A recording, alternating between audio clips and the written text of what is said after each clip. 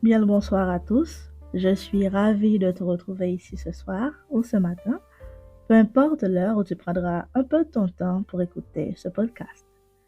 Je sais que le titre fait cliché, mais sache que ce sont des pépites, c'est cette vérité. Et même moi, il m'arrive de me battre avec certaines d'entre elles par moments.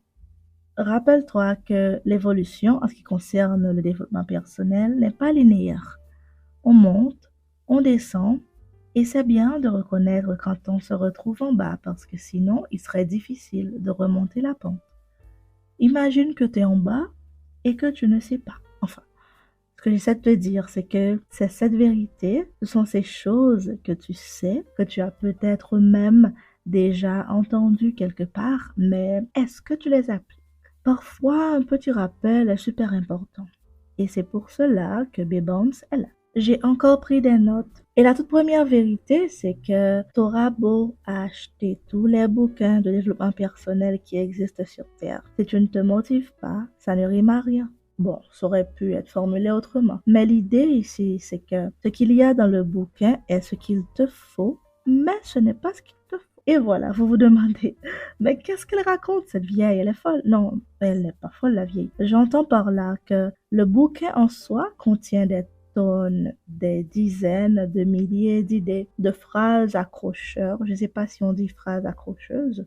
Les bouquins, en général, sont comme des boosters de mon point de vue. C'est ce qui est censé te lancer. Autrement dit, ce qu'il y a dedans te motive sur le court terme. Mais sur le long terme, c'est toi qui dois te motiver. Tu vois, tu ouvres un bouquin, tu lis le préface et tcha, t'es gonflé à bloc.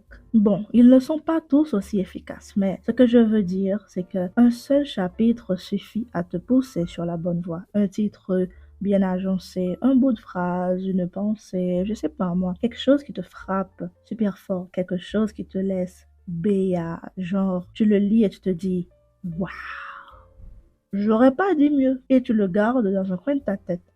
Et ça, rien que ça, c'est la preuve que le bouquin a fait son boulot de bouquin. J'ai récemment lu quelque part. Ce n'est pas parce qu'on taille les oreilles d'un âne en pointe qu'on en fait un cheval de course. Je l'ai lu et ça m'a pris 5 secondes avant de comprendre que le sens de cette phrase est infini. Ça s'applique à tellement de situations. Ce n'est pas parce que l'on taille les oreilles d'un âne en pointe qu'on en fait un cheval de course. De là, j'ai compris que cela parlait de gens qui copient sur les autres, au sens littéral. Il y a plein d'entreprises qui essaient de faire comme Google. Il y en a qui copient même son logo. Récemment, j'ai vu un logo qui ressemblait beaucoup à celui de Google, mais ce n'était pas Google. Et ça n'avait rien à voir. On peut aussi l'imaginer dans le sens de choses irremplaçables. Dans le sens où tu as fait le con en ne valorisant pas quelqu'un ou quelque chose que tu avais. Maintenant que tu l'as perdu, tu essaies de transformer l'autre en la première chose que tu avais. Je sais pas si tu as compris. Mais dans tous les cas, cela ne signifie pas que l'un a moins de valeur que l'autre. Non, la chose sur laquelle on met l'accent dans ce cas-ci, c'est la différence. Ils auront beau se ressembler, je parle de l'âne et du cheval, ils auront beau se ressembler, ils ne seront jamais égaux. C'est comme dire que l'abricot et l'orange sont les mêmes couleurs. Non, l'abricot, c'est l'abricot et l'orange, c'est l'orange. Ils se ressemblent beaucoup, mais sont différents. Et si rien ne les différenciait, on n'aurait pas jugé nécessaire de leur donner des noms différents. Je me suis un peu égarée, revenons au bouquin. Il y a différents types d'ouvrages de développement personnel. Il y en a qui donnent des principes. Il y en a qui racontent les échecs, les réussites. Il y en a qui racontent le parcours de certaines famous people, des gens que tu vois à la télé et que tu n'imaginais pas dans ta petite tête. Jamais tu ne t'imaginais qu'ils auraient pu passer par autant de mauvaises situations. Et de là étant, tu te mets à comparer vos vies. Genre, tu te dis, s'il a pu supporter cela, moi aussi je peux y arriver. Il se pourrait même que vous ayez des choses en commun, on ne sait jamais. Mais encore une fois, l'idée ce n'est pas de lire le bouquin et de passer à autre chose pour que ça change quoi que ce soit dans ta vie. Déjà, t'es pas obligé de tout lire. Je te le redis, hein. Si tu y arrives, chapeau. Mais à la base, tu n'as pas besoin de lire le livre en entier et tu n'as certainement pas besoin de tous les livres qui parlent de motivation sur Terre. Et puis après, c'est ton bouquin, non? Si l'envie te prend, tu pourras toujours te mettre à le relire ou à continuer là où tu t'étais arrêté la dernière fois. Tu peux vouloir diversifier tes lectures, ce que je comprends parfaitement, mais assure-toi de tirer quelque chose de chacun de ces livres que tu as pris le soin d'acheter. Sans compter que tu as dépensé ton argent et que, en faisant cela, tu aides l'auteur d'une manière ou d'une autre. Et souviens-toi que charité bien ordonnée commence par soi-même. Rien qu'en lisant la 4e de couverture du bouquin, ça devrait déjà te titiller, tu vois. Ça doit éveiller quelque chose en toi. Il doit y avoir un clic. Sinon, ça fera un livre de plus dans ta bibliothèque. Pour ceux qui l'ignorent peut-être, la 4e de couverture, c'est la dernière page du livre. Son verso, généralement, on y retrouve un résumé du livre ou un extrait, la biographie de l'auteur, etc., etc. Donc, si tu achètes un livre qui est supposé te motiver, va jusqu'au bout. Ne t'arrête pas à l'achat. Lis-le, tire-en les leçons qu'il te faut et avance. C'est ça la vie. Deuxième point, commence avant même de savoir comment. Bon, là, tu vas te dire que je n'ai aucune idée de ce dont je parle. Eh ben non, je sais exactement de quoi je parle, surtout pour l'avoir expérimenté un nombre incalculable de fois. J'ai commencé ce podcast sans savoir nada, rien, niet. Le tout premier épisode, j'ai dû l'enregistrer et le publier au moins 6 fois. Tu vas peut-être voir cela comme une perte de temps, non? Mais non. Tout ce temps-là, j'apprenais. Et oui. J'apprenais et j'utilisais les moyens du bord. Tout ce que j'avais, c'était ma bonne volonté. Je n'avais pas de micro, aucune idée de comment utiliser une application strictement dédiée aux enregistrements audio. Je n'imaginais surtout pas qu'il y avait autant de logistique derrière l'enregistrement de podcast. Mais je voulais en faire un. Il le fallait. Il fallait que je parle. J'avais besoin de m'exprimer et ça m'a pris plusieurs mois avant d'oser me lancer. Après le premier épisode, j'ai été conseillée et j'ai compris qu'il me fallait un micro, des exercices de prononciation parce que au micro, il y a une certaine façon de prononcer certaines lettres, comme la lettre J, la combinaison des lettres C et H. Sinon, ça fera des bruits bizarres et personne n'aime ça. Enfin, l'idée, c'est que personne n'attend de toi que tu sois un expert dès le début. D'ailleurs, demande à qui tu veux, ils te diront tous qu'au début, ils ont galéré, beaucoup galéré. Alors, je me répète pour que cela sonne comme une phrase d'accroche et que cela reste dans un coin de ta tête. Personne n'attend de toi que tu sois un expert dès le début. Ce qu'ils attendent de toi, c'est ton évolution. Au début, je ne savais rien en ce qui a trait aux enregistrements audio, mais maintenant, je peux même créer un studio de façon artisanale en utilisant les moyens du bord. Parce que le plus challenging de l'enregistrement d'un podcast, c'est l'isolation des sons. Et j'enregistre chez moi. J'habite sur une avenue où il y a beaucoup de trafic, alors vous pouvez imaginer tout ce que cela implique. Enfin, l'idée, c'est de commencer dès que tu ressens la volonté de commencer. Il n'y a que les spécialistes ou ceux qui ont eu la chance d'avoir un diplôme dans le domaine qu'ils aiment. Mais d'abord, ils ont eu la chance de savoir ce qu'ils voulaient faire dans la vie dès le plus jeune âge. Il n'y a que ceux-là qui ne passent pas forcément par les mêmes rouages que les autres. Dans le cadre du podcast, si un chanteur décidait d'en faire, il lui serait plus facile, non? Déjà, le micro, il maîtrise. L'édition de l'audio, c'est pas forcément lui qui le fera. Beaucoup d'entre eux ont leur propre studio, alors l'isolation du bruit ne posera pas forcément de problème. Mais il ne faut pas oublier qu'il avait peut-être dû faire face à tout cela à ses débuts en tant que chanteur. Tout ça pour dire qu'il faut commencer afin de savoir comment. Autrement dit, commence. Et le comment viendra après. C'est comme quand on manifeste quelque chose. Ce qui nous amène au point 3, le négatif, ça craint. Alors là, le négatif. Si tu devais mettre des couleurs sur ce mot, il serait comment? Pour moi, ce serait un mélange de marron, de bleu marin et de rouge. Enfin, pas très joli. Moi, je le vois comme ça. Ça m'aide à comprendre qu'il faut l'éviter à tout prix. Je vais te donner un exemple et tu vas comprendre. Si je te disais, n'imagine pas un éléphant bleu. Tu l'as vu, non? Tu l'as vu? Je sais que tu l'as vu. Je suis pas sûre que cela existe, mais je te l'ai dit et ton cerveau a fait le reste. Il t'a montré un éléphant et il était bleu. Super intelligent ton cerveau. Alors, pose-toi juste cette question. Si ton cerveau a pu t'inventer un éléphant bleu en quelques secondes, imagine ce qu'il pourrait en faire avec les pensées négatives. Ce ne sera peut-être pas aussi évident que l'éléphant, mais si tu te dis que tu ne réussiras jamais, eh bien, tu envoies un signal au cerveau et que tu le veuilles ou non, tu te vois dans cette situation, tu t'imagines dans une vie où tu n'as pas réussi à faire grand-chose et il ne faut pas faire ça, ma Charlotte. Encore une fois, je te le dis, le négatif, ça craint. Et si tu le fais super souvent, ne t'étonne pas de voir que beaucoup de choses ne réussissent pas dans ta vie. Et je sais que l'on fait véhiculer tout ce qu'il y a de mauvais, je veux dire, les fake news, les images choquantes, les catastrophes naturelles récentes, enfin. Si tu ne te focalises pas sur le positif, tu vivras tout le temps de la peur. Et ça, ce n'est pas bon pour ton cerveau.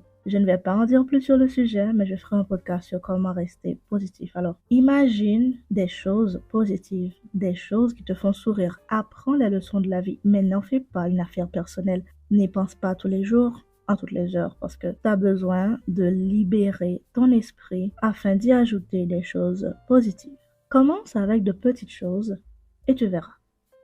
Alors, le numéro 4, c'est apprends à jeter ce qui ne te sert pas ou plus. Je sais que certains ne seront pas forcément d'accord avec moi, mais je sais de quoi je parle. La vie en soi est cyclique. Tous les 7 ans, toutes les cellules de ton corps se régénèrent. Et ça, c'est la science qui le dit, c'est pas moi. C'est-à-dire, il est vrai que chaque partie du corps a son processus de régénération. Les cellules qui tapissent l'intérieur de votre estomac, par exemple, c'est toutes les semaines, je crois. Mais au bout de 7 longues années, ton corps ne sera plus le même. Je veux dire, le corps en entier aura complètement changé. Ton corps aura jeté tout ce qui ne lui sert plus à rien. Mais en fait, pourquoi je vais aussi loin? C'est une activité de tous les jours, non? Tu bois un verre de jus, les vitamines restent et tout ce qu'il y a de mauvais en ressort par l'urine. Tu manges un plat au petit matin et l'après-midi même, tu te débarrasses de ce qui ne te sert pas. Je veux dire, pourquoi ce serait différent dans la vie de tous les jours? Non, mais c'est vrai, je viens de penser à un truc. Si vous voulez des conseils, si vous voulez des conseils de vie en béton, suivez le fonctionnement de votre corps parce que c'est le meilleur en la matière, je te jure. Et si l'on devait appliquer cela à d'autres aspects de ta vie, tu serais un poil plus sentimental. Ah ah, je te vois sourire. Et comme d'habitude, on commencera par ces choses auxquelles tu t'attaches et que tu sais qu'elles ne te servent plus à rien. Je ne te parle pas d'aller t'acheter de nouvelles chaussures à 500 balles et de jeter celles que tu utilises maintenant. Non, on n'est pas là non plus. Mais ce que j'essaie de te dire, c'est que tu dois être à même de savoir quand une chose, un objet ou même une situation ne te sert plus et qu'un changement s'impose. Parce que dans le cas des chaussures, par exemple, tu les avais achetées afin de protéger tes pieds, de ne pas sentir les cailloux, la dureté du sol. Mais si cela ne peut plus réaliser sa fonction, je veux dire, si les chaussures ne peuvent plus faire cela, si tu te mouilles les pieds en marchant, c'est qu'il y a un trou. S'il est possible de les faire réparer, fais-le, sinon envoie-les à la poubelle. Il en est de même pour tous les aspects de ta vie. Les vêtements, les gadgets électroniques, parce que tu sais quoi, ça en dit long sur ta capacité à accepter ce que tu ne veux pas. Que les choses soient claires, tu n'as pas envie de marcher avec les pieds trempés dans de l'eau usée, dans de l'eau sale. Alors à quoi bon te forcer à les utiliser? Pense-y, parce que c'est assez complexe comme situation et je vais devoir me répéter pour que cela rentre dans ta caboche. La situation est la suivante. Tu as une paire de chaussures que tu aimes bien. Tu les as achetées, disons, il y a 2 ou 3 années de cela. À force de les utiliser, tu les as usées. Et maintenant, quand tu les portes, tu sens les cailloux, tu te mouilles et ensuite, tu as mal. Tu as assez d'argent pour t'en procurer de nouvelles et tu pourrais même acheter des paires identiques à celles que tu possèdes déjà. Alors, pourquoi tu ne le fais pas? Il faut ajouter que tu n'es pas un accumulateur compulsif. Mais, tu accordes une affection particulière à ces chaussures et c'est normal. C'est normal jusqu'à ce que ça sorte de l'ordre du rationnel. Tu ne peux pas accepter volontairement une situation indésirable. Déjà, il faut être futé si tu veux savoir quand est-ce que ça a commencé. Et une fois que tu as mis la main dessus, essaie de t'en défaire parce que ça peut devenir compulsif et peut refléter cette tendance à accepter des situations ou des choses indésirables. Parce que ton cerveau, il est intelligent et il se dira, si tu t'infliges cela à toi-même, alors les autres aussi. Tu vas commencer par accepter que les autres te traitent comme bon leur semble. Tu vas rester dans une relation où tu ne te sens pas valorisé. Une relation amoureuse, bien sûr. Cette relation amicale que tu es le seul à nourrir, tu continueras de le faire. En fait, cette situation est une boucle tant qu'on ne se rend pas compte qu'on est dedans. Du coup, je t'invite, comme d'habitude, à faire une introspection. Ici, il n'est pas question de tout chambouler, sauf si tu en as envie, mais de faire les choses à ton rythme. Regarde les choses que tu n'as pas utilisées depuis plus de 2 années et demande-toi si ça te sera utile dans le futur. Fais le tour dans ta tête. Demande-toi si tu as bien pris soin de ton corps, de ton être, de ta personne. Si tu ne t'es pas laissé tomber pour faire plaisir aux autres. Charité bien ordonnée. Exactement. Commence par soi-même. Je ne cesserai jamais de le répéter, car si on ne commence pas par soi-même, la charité est mal ordonnée. Alors fais le tri et débarrasse-toi de ce qui ne sert plus.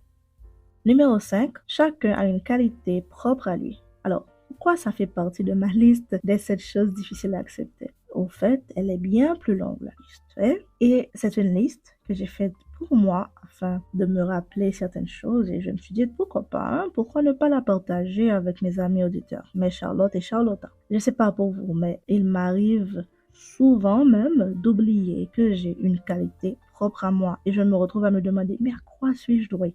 On est doué à plein de choses, mais quelle est la première qui te vient à l'esprit, qui te vient en tête quand je te pose cette question? Elle n'est pas très dure la question, hein? Sa simplicité réside dans le fait que l'on sait déjà la réponse, mais je ne sais pas pourquoi. Peut-être par fausse modestie, on oublie qu'on est doué dans un domaine bien spécifique. Moi, par exemple, ma meilleure réponse face à cette question est que je suis auteur, écrivaine. Enfin, j'adore écrire. Je le sais, mais je l'oublie assez souvent. Alors, je pense qu'un petit rappel de temps en temps ne ferait de mal à personne, hein?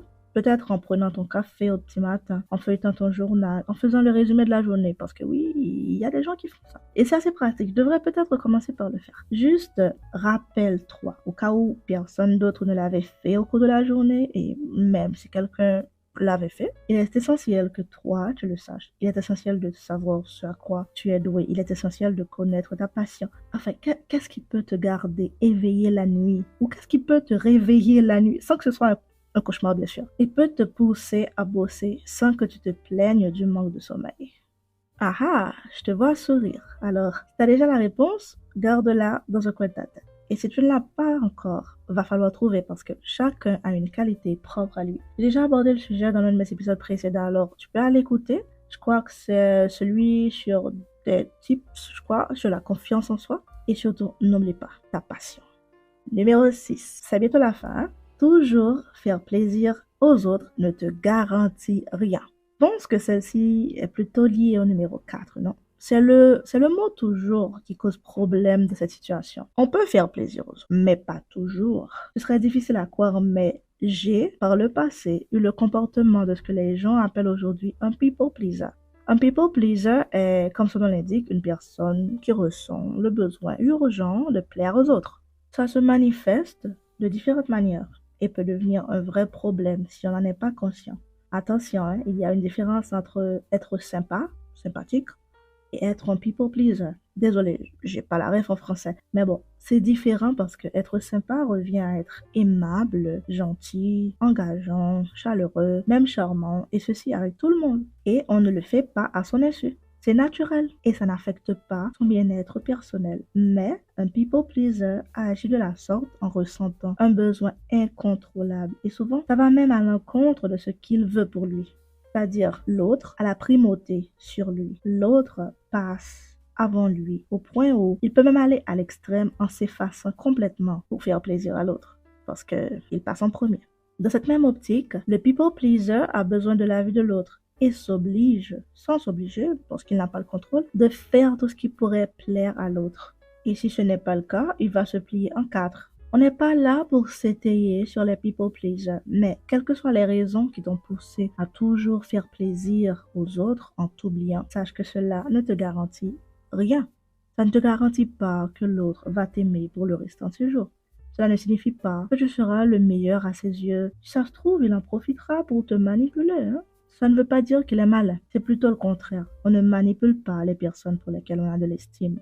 Toujours faire plaisir aux autres ne te garantit pas une amitié pour la vie, un amour pour l'éternité, un boulot jusqu'à ta mort. Cela ne te garantit même pas la reconnaissance de toutes ces personnes que tu as pris le soin de faire plaisir à ton insu.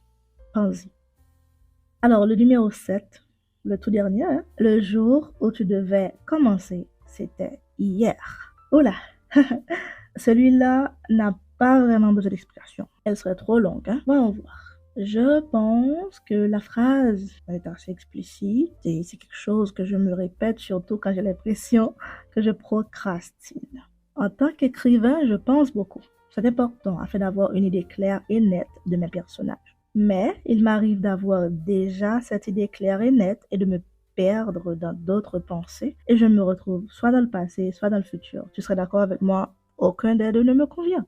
Et c'est justement ça le problème. Il faut penser ses actes, mais il faut aussi savoir dire stop. 3 années consécutives à penser à un projet, il fallait commencer depuis la première année tout simplement. 6 mois à se dire que tu veux faire du sport pour le summer, et là il n'y a même plus de summer, c'est déjà passé, non?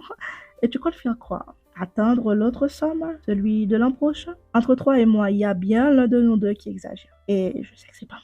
Je veux dire, c'est bien de te renseigner, de t'armer avant de te lancer dans une affaire qui pourrait éventuellement changer ta vie. C'est aussi bien d'avoir le maximum d'informations, mais ce ne sera jamais supérieur au maximum. Tu auras en effet le maximum d'informations sur le sujet qui t'intéresse et c'est tout ce que tu auras. Tu n'auras pas toutes les informations et tu devras t'en contenter pour commencer. Sinon, tu commenceras jamais, voilà. Si tu attends d'avoir toutes les informations pour te mettre à l'œuvre, c'est mort. Alors, pourquoi? Pour une centaine de milliers de raisons. La première, on vit dans un monde en éternelle évolution. Ce que tu sais sur une chose peut changer dans un mois, une année ou plus même, mais ne restera pas forcément inchangé. Alors commence et tu continueras d'apprendre au cours du processus. Sois futé, sois sur tes gardes, apprends de tes erreurs, mais avance. S'il te plaît, ne fais pas du surplace parce que si tu voulais commencer hier et que tu l'as pas fait, eh bien c'est hier qu'il fallait commencer. Pas aujourd'hui. Et donc, ta deuxième chance, c'est aujourd'hui. Alors, retire tes écouteurs et passe à l'action. Je suis sérieuse.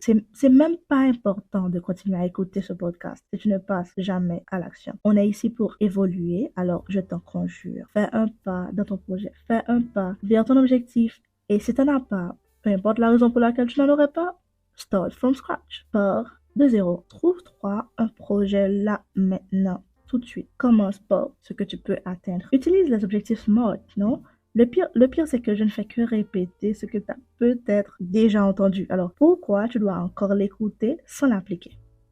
SMART, S pour spécifique, M pour mesurable, A pour achievable.